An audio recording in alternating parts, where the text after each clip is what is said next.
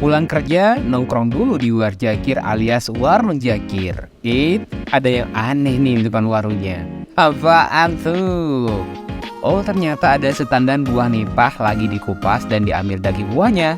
Sekilas memang tampak seperti kelapa sawit, tapi dagingnya lembut seperti kolang kaling.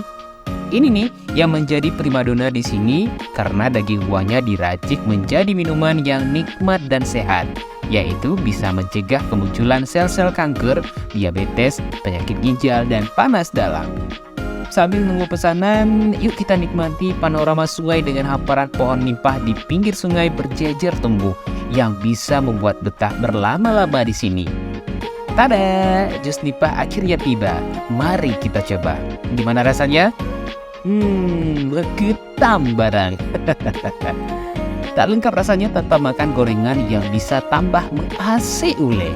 Sambil sesekali melirik panorama alamnya yang asri banget. Lokasi Warjakir ini berada di Naga Umbang, Aceh Besar, sekitar 30 menit dari kota Banda Aceh. Sepanjang perjalanan ke lokasi, hamparan hijau pegunungan menyapa Anda. Tempat ini setidaknya bisa menjadi referensi agenda wisata dan juga sekaligus kuliner bagi Anda berikutnya.